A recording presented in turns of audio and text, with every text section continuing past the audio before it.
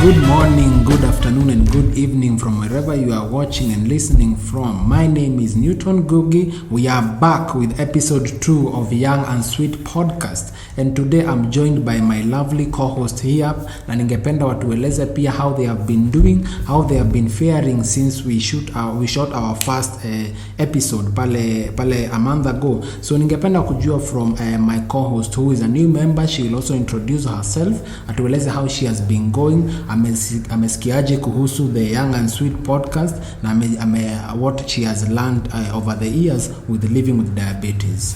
Yeah, so thank you. My name is Naomi Nyiha, student kutoka Kiriri University. Home ni Githurai 45. And nilisikia about KDDA from a friend who's also diabetic, and I was diagnosed in 2014. Nilikuwa high school by then, and to be honest, imekuwa a very tough, smooth, educative and self-building experience. Okay. From my side. Okay. Ama from venye nataka kuona life. Okay. From this side. Yeah, so I've been having maybe tuseme challenges zenye nimekuwa nikiface ni watu wenye niko nao, hakuna mtu ako diabetic, so okay. Ni mimi peke yangu. Okay. Trying to fit in kwa world enye nimejipata, tuseme nimejipata. Okay. Also denial stage pia hiyo nimepata ikiwa challenge. Okay. Na watu kuongea all sorts of things about diabetes. So yeah, basically that's what I've been going through. Okay. Or that's my experience from diagnosis. Perfect. So generally that is we have been joined by Naomi. She'll also be part of this and giving us the experience na vile mambo mweza kupitia the challenges and the impact and everything that she has learned. So I will also turn to my left to my sister Josephine, who will also tell us amekuaje since we shot the first episode, what has changed in her life, how was her week, vile amekuwa akijaribu kuhustle and all that, and also trying to get by in this life as we continue. Hi everyone, my name is Josephine. Nimefurahia tena kuwa hapa. From our last episode, everything has been normal. Okay. Siwezi complain, Newton. Yeah. So everyone remember to subscribe to our new episode. Yes. And comment. Yeah. Don't feel shy, don't feel lonely. Yeah, share, comment, so as we continue, Josephine, I would also like to thank you, to thank the listeners also for giving us, for appreciating our work, right? Yeah. So kwa YouTube tumeweza kupata more than 100 views, and tumeweza pia kupata more than 35 subscribers. So at the end of the day tungependa sana kushukuru and how we have been going on. So leo nataka kuintroduce topic ambayo pia Naomi ameweza kuiguzia pale, the living with diabetes for that while and also being in school, because ukiwa na diabetes ningependa kuijua how was the experience. Is there a way that diabetes ilikushape ukiwa pale shuleni, ama is there a way in which you are able to manage the condition with or without the support of the system, ama how was it from your end? Yeah, so from my end naweza sema kwanza acha niwaambie challenge big yenye nilipata ni first ilikuwa storage of my insulin, because okay. As we all know, insulin unafaa kuiweka ikuwe refrigerated or at room temperature. So hiyo ilikuwa challenge number 1. Okay. Challenge number 2 ni ati ni mimi peke yangu shule mzima nilikuwa na diabetes. Wow. So kupata mtu mwenye naweza share issues zangu na yeye na anielewe ilikuwa tricky sana, juu pia nilikuwa najaribu kuiweka low-key. Okay. Watu wasijue because of criticism, stigmatization, right. Yeah, so challenge imekuwa hiyo, but I thank God nilipata walimu wenye walini support, walini saidia sana, walikuwa naelewa sana. Okay. How to help me kwenye wanaweza pia. Okay. Cooks by the way, like cook anaweza nitumanisha kutoka class nikuje nikule kama niko sawa. Okay. Caterers, matron. Okay. So walifanya the environment within me, around me, walifanya ikwe a bit easier ku manage diabetes, my condition, nikiwa high school. Perfect. So kutoka ni diagnosewe kitu moja, diabetes imenisaidia sana ni kukuwa self dependent, because si kila time mama atakuwa hapo aniambie it's time to take your shots, ama you should not do this, you should be doing this at this time. So diabetes imenisaidia kukuwa tuseme responsible in a way, kujua what's best for me and what's not good for me. So that is a very good at least you see in your situation you are able to turn a challenge which uliweza kupata ukiwa high school ama ukiwa pale shuleni and unashinda utaenda vipi, so you are able to find, let me say, a support system whereby unapata kuna mtu ambaye kama Teresa anakusikiza, anakuelewa na anakuunderstand, si ndio? So at the end of the day the baggage ama the load inapunguka uzito, sio? So I would also like to get this from Josephine, vile her experience is also unique because as we learned from the diagnosis in the first episode, Genesis alituambia aliweza kuipata akiwa primary school, and you know with primary school kuna changes nyingi sana, especially let me say biologically and also in terms of also masomo na kitu kama hiyo. You expected to kusoma, kupass hizo mitihani, si ndio? You expected also to navigate the whole system of adolescence kivyako, si ndio? How was the experience back then? Kuna vile ulipata support system ama how was it? Back in primary school ilikuwa strict sana, because unajua shule primary school no one understands about diabetes. Sisi wote tuko wadogo, right? So the people who walikuwa wanaelewa ni walimu wangu. Alafu so nikiwa primary there's a time nili-isolate myself, because unajua staki watu waniulize kwa nini unakula sana, kwa nini unashinanga na sweet na wewe ulizi maswali mingi sikuwa nataka. So but alafu unajua sikuwa tena in studies, I was good but itakafika mahali because of hypos, saa zingine affecting even your studies, it's affecting my studies. I understand the whole picture, because I will also share the same experience when it comes to my experience in campus. Hapo umeongea kuhusu studies. I will very well give a brief story of how, for example, I in campus nilijeza pia kujiisolate because ni condition haina watu wengi. So wewe ukiweza kuwa peke yako ndio unahitaji kukula frequently, unahitaji kuenda choo frequently, itafika mahali watu wanaona kama sasa you are becoming a nuisance. Unanipata? For example, kwa pale primary school, each and every kuna breaks, of course kuna break sessions in the school curriculum in Kenya, but then unajipata unaenda haja frequently. The teacher atashinda akiuliza huyu mtu shida yake ni gani, you see? And then you will start getting like ridicule. Unaanza kuchekelewa, you can't hold on to your breaks na mambo kama hiyo. So when I was in campus niliweza I isolated myself and nikajieka kando, and I was in a denial stage na hakuna mtu mwingine niliambia. So basically tukakuja kufanya mtihani ya end of semester, and I took my medication without kukula. So nikaweza during the examination nikapata the hypo, whereby sukari ikaenda chini, and that is whereby nikaweza kutolewa hapo, nikapelekwa to the facility, and what I learned is that I needed now to reach out, because that paper niliweza kupewa F because I failed. So nikaona this one will take, diabetes has to be something that I can speak out to people around me and be able to show them how they can live with the conditions, ndio. So I would also like to know from you, Naomi, how was the navigation system between school and now these are examinations, and now there is the fact of unaambia kule pale shuleni nyinyi wote at is you have to pass examination to have a successful life. So how did you navigate that? I'd say let me say lucky, because sijai face hypo nikiwa high school, like time ya exam. Hypo imenishika nikiwa high school, and ilikuwa chini sana, ilikuwa actually it was the lowest reading nishaipata, ilikuwa 1.8. Wow. That is ilikuwa 1.8. So I remember nilirashiwa mbio sana kwa clinic, first aid hivyo, but sikuwaishi kwa na hypo during exam. Okay. Apart from sasa venye niko university, there was a time ilinishika only once, and I was able kwenda kuitreat before anyone noticing.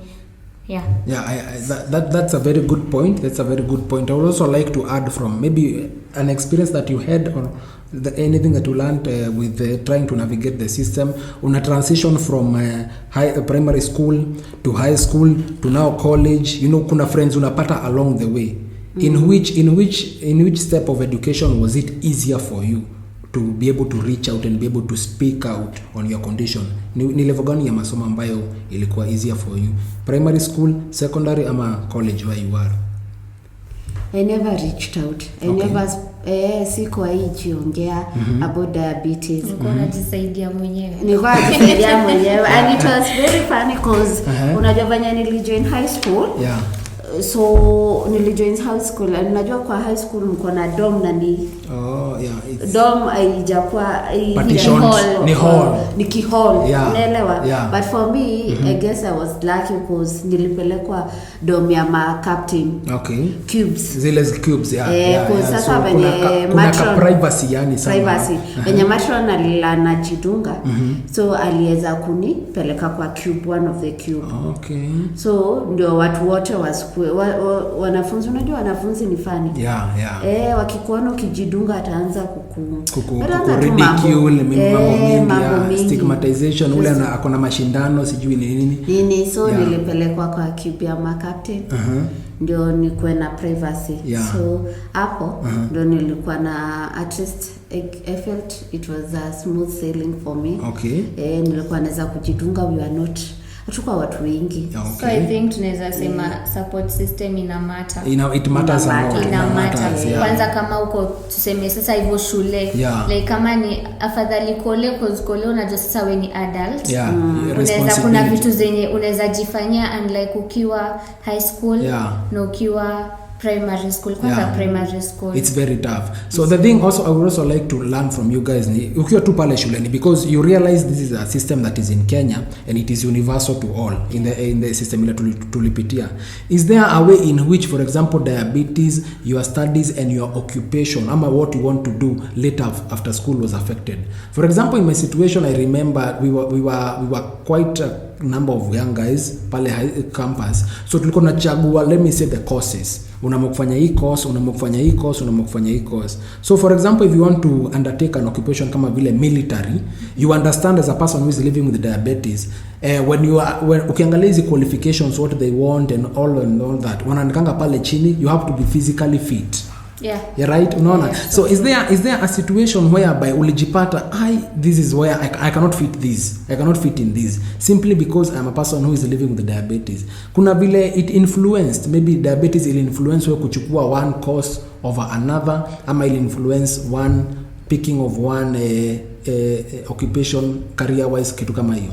Is there Aparamia kuna mahali diabetes imekuwa hindrance in terms of kuchagua course ama kufanya course yenye nafanya sahi. Hakuna mali naweza sema diabetes ilifanya nisifanye course fulani, ama diabetes ndio imefanya nifanye hii course na si ile course. No, but maybe tuseme kama aspirations, like for example ningetamani sana kukuwa maybe clinical officer. Kwa sababu ya vitu zenye naona my doc anafanya, like ana reach out kwa watu wengi, anasaidia watu wengi kuweza kumanage diabetes. So I'd say having diabetes aijani hinda kufanya what I really wanted to do, but in a way imekuwa a source of inspiration, right? Kwa inakupatia the motivation pia. Exactly. Right. Basically that is the message that we want to put out there. It is, we want to create this platform to show that there is empowerment, right? Kama uko na ile ambition of trying to do something and you feel that because you are living with diabetes or any other non-communicable disease you are hindered, you do not have to have that mentality. You have to pick it as a source of empowerment, as a source of strength, ndio uweze kumaneuver out here, si ndio? That is tukisema hata history na ati ukiwa kwa military unafaa kuwa physically fit, like hata hai make sense kwa sababu kuna bado polisi wenye ni diabetic kuna jeshi wenye ni diabetic like kwa group kuna watu wenye ni diabetic na and there are even doctors and what have you. Exactly. So I think society pia inafaa haifai kutu limit to what you want to be or what you want to achieve in life, because ati uko diabetic. Kwanza the first thing they should know is that diabetic is not a limiting factor. Yes. Na si ati ni ugonjwa, ni condition tu, condition which like anyone can get. Ati pancreas yako imekuwa lazy kuproduce insulin. So mtu anatake hiyo against you. It is not fair. It is not fair. It's not fair. Okay, Newton, I want to ask you and Naomi. Okay. Mkiwa hapo campus na high school. Did you find it difficult to store your medicine? Because for me, nakumbuka nikiwa high school, I had an improvised refrigerator. I see them. Nakumbuka nilikuwa na kale ka pot. Unajua kale ka kitambo. Then I used to store, alafu na fill with cotton wool, alafu na spirit na yeka hapo, alafu najua kalikuwa kale kanyungu ka kitambo, alafu nimekaweka chini ya kitanda maybe. So unaona sasa wale macumates wangu wakikuwa na mabeshi wanafanya kale kanyungu pale. So they thought it was wanajiuliza kwani ni juju ni so they used to find it funny. And then walikuwa shinda kiuliza macumates ile ni nini. I understand. So for me, sikuwa napenda wageni. So nikiona mtu tu anakuja na yini na mtisi wa yetu used to be you wonder kwa furious na like insecure. Joji Kenya atasema next ni nini, of course. Ama mtu tu akuje achukue tu find hapo kadawa, najua juu ni kanini. So anze kukashake shock na unajua ifai kushakiwa of course. As we continue, guys, we want to appreciate also the love that you gave us in the first episode, whereby we were able to at least reach out to a good number of you guys. As we continue to shoot these episodes, we will be bringing in different and varied experiences. As you will notice, leo hatujaweza kuwa joined by Chris Kefa. He has been engaged elsewhere, but he is sending the love and the appreciation to you as our listeners. Na pia tukiendelea, tungependa pia kusema shukran kwa watu ambao wameweza kutufollow, kutulike and also subscribe to our content pale on our social media handles Young and Sweet Podcast. So tukiendelea pia ningependa also the question on Josephine is a very good one when it comes to storing your insulin, because mine was very different. I can remember nikiwa pale campus, there's a time, because campus you understand kuna hostels and they have got to units pia to cubes. So ningejidunga shindano, I used to make sure when I'm taking my medication there is no one around. So basically kuna siku moja one of my friends alikuja kama barge in. Na ujafunga mlango na umeanza kujipea medication. So when he barged in, siku nataka aone, I think I slipped my medication ikaanguka chini. And you know it is sensitive. It is sensitive. So the vial ikavunjika. So for that morning I did not take the medication. I had to go again to the university healthcare center nichukue, niambie daktari it fell by accident, but mimi ndo najua the reason why, unaona. So nikaanza kuface hizo challenges, nikaona I think I need to change, and the only way for me to change is by speaking out and telling my friends, because kuna pali tafika I will be helpless. For example, hypo pale sukari imeenda chini, unaona, and I need a help outside there, na sio mimi nitajisaidia peke yangu. I need people to know how to handle this, ndio. So I would also like to notice from you Naomi, is there a friend ambaye ever since high school mmekuwa na yeye na alikuwa the first person uliambia? Unajua kuna ile the inner circle, right? Kuna ule mtu mlikuwa unasoma naye, kuna ule mtu wa kwanza uliambia mpaka wa leo ako nawe anakuambia big up, continue. Is there that friend? Maybe even if you not mention names, we like also to appreciate them, right? So you can maybe tell us that. So kujibu swali ya Josephine, time ya kwanza nilidiagnoziwa, after diagnosis let me kwanza acha sikuwapatia story ya I knew I had diabetes. So ilikuwa second term nikiwa form 2. And I remember ilifika time ya preps. I'm like actually ilianza home. Nimekumbuka tulikuwa holiday, tumefunga shule April, tumeenda home, so nikaanza kukunywa maji.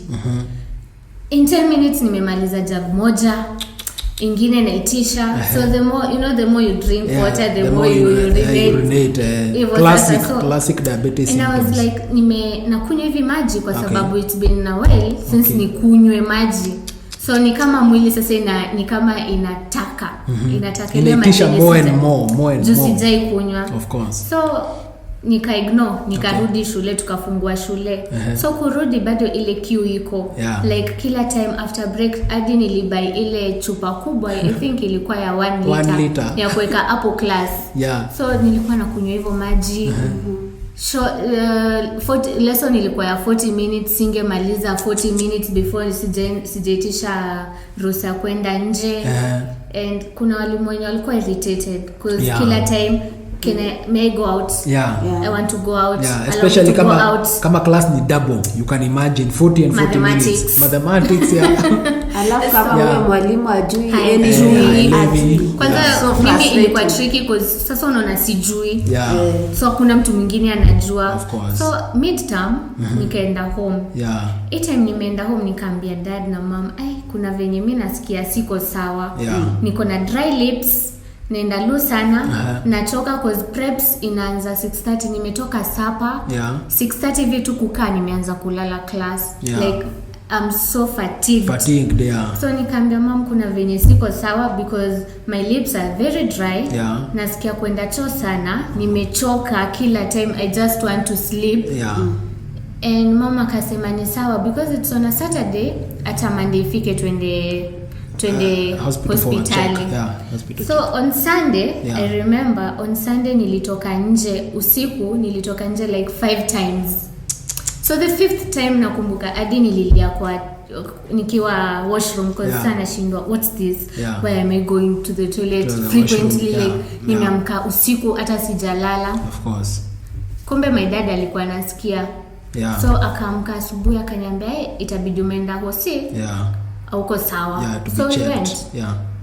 Nikaambiwa wakafanya test, ikaonekana niko na sukari. So kurudi shule, issue ilikuwa storage of insulin. To get back to your question. So mimi nilijua nafaa ku refrigerate.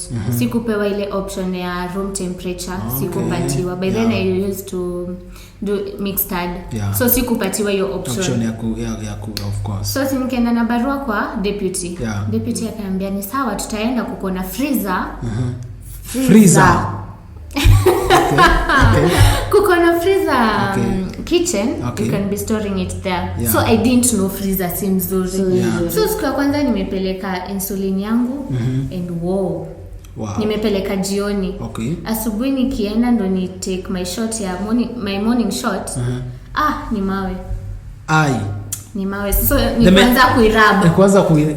Hadi ikuwe liquid sasa. So ndio matron akasema si sawa. So nikatengenezwa hapo kapot kenye Josephine unasema, but sasa ilikuwa container. Akanipatia tule container tulitoa kanga hizi dawa za paracetamol utu moja.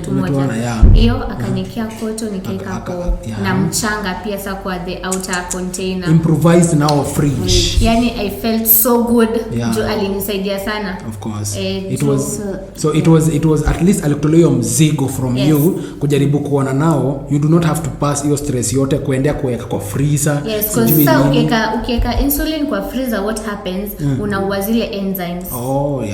Za insulin. So ni kama you just injecting water in your body. Of course. And I can relate it. And it's so frustrating if uko in a place where others don't understand you. Exactly. So guys out there, I want to tell you that we are here to share our experience. And unaweza kuwa hapo uko na diabetes, you are not alone. So as we share our experience, and maybe you are experiencing some of these symptoms, and you don't know if you are diabetes, you can just go and get a test. Get tested, of course. And don't die alone there, feeling so hopeless. You can reach out to us. we are there for you. We are a community, and we want to fight this diabetes, and diabetes in young people is real. Na on that note, kidigest mimi insulin yangu kufreeze. Please don't forget to subscribe, like, comment, and turn on the notification bell ndio upatange updates tuki-upload our videos on Young and Sweet podcast. And you can also share your experiences through a comment section and also on you can also DM us on either Facebook, Instagram, whereby we are as Young and Sweet. We want to bring out this topic to help erase the stigmatization, the stereotyping, and also iyo ridicule iko pale kwa society. It's a condition ambayo haina watu wengi, that we know, but now we have to be sensitive to a very very private and also community, right? So with that short episode for today, guys, we want to appreciate the love as we continue to be sharing our experiences. Tumeshukuru sana. So maybe just a word of encouragement or empowerment from our panelists as we conclude. So I want to encourage all parents that you should take your children as young as they are to do a test for diabetes. Type 1 is real.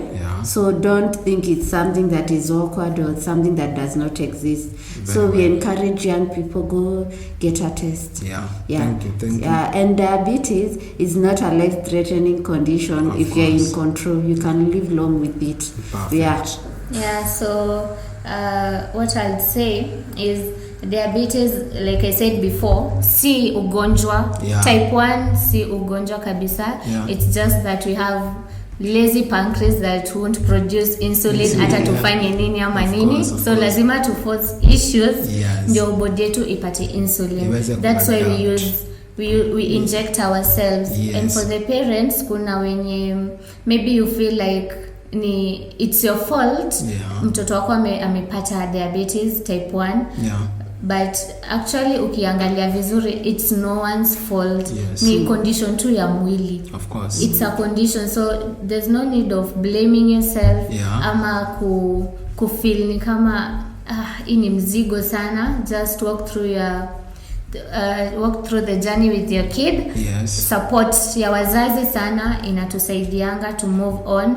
Also for the society, it's for the society, wacha tuache history ya kustereotype, kustigmatize watu, because that's a very big, it's a really big deal kwanza to us, because mtu sasa akikustigmatize unajua unapata ile kind of you're feeling like you are left out, you are isolated, you feel so unapatia reason ya kukosa kujitokeza. Ndio maana watu wengi actually wanashindwa kwenda kuchukua dawa zao, kuchukua straight glucometer. Of course. Juu ya kujificha juu history ya stigmatization. True. So let's keep on supporting each other. Reach out to as many people as you can. Ukipatikana uko na diabetes type 1, don't give up. Unaweza to reach out, like utapata ka family kenye uko na something in common with. True. So basically guys, as we continue to wrap up, we want to appreciate the caregivers ambao wameweza kutusaidia in the past. We are talking about the cooks who understood our irregular meal demands, right? The special meals and the what have you. So we want also to appreciate the teachers for maybe even giving us that chance ya kwenda haja, because you can imagine uko na pale na umekazwa, and you know in the next 15 seconds if this teacher says no, hii mlango napita nayo, because you do not want the embarrassment of maybe going on yourself, unaona. So we want also to appreciate the people who are outside there ambao wamechukua the initiative to maybe even love a person who is living with diabetes, maybe the wife, right? Maybe even the spouse, you see, the girlfriend and the boyfriend, you see. So we want to appreciate all those caregivers, even for the friends who helped us in school. I have a friend because kuambia mtu nimeshikwa na hypo, unaweza nitoa nje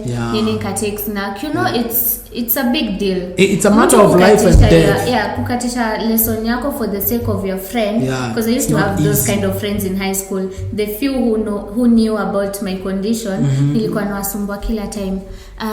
Fulani niko na hypo, tunaweza enda cafeteria, fulani niko na hivi, unaweza nisaidia hivi, you know. So I think pia it's a really they really big played, thank you. We big up to them, Yeah. big up to them. They really played a huge part. So as we continue, as we finalize, we would like to say that diabetes is a social thing. It's a social. It has got so many friends, you will be shocked. I have met some very, very wonderful friends in this condition. I don't think I would have met in any other place, even academically or occupationally wise or something. So I want also to appreciate you guys for giving us the love.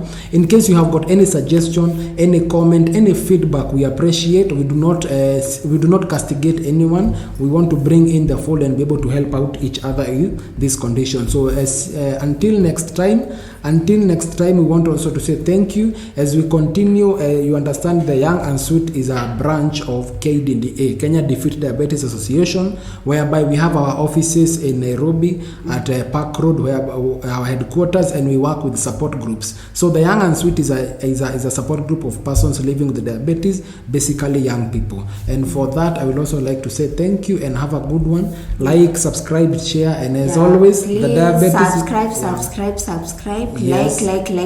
Yeah. Help us reach out to more youth. Yeah, They are out there. They are out there. Yeah. And as always, the diabetes marathon continues. Thank you. Thank you.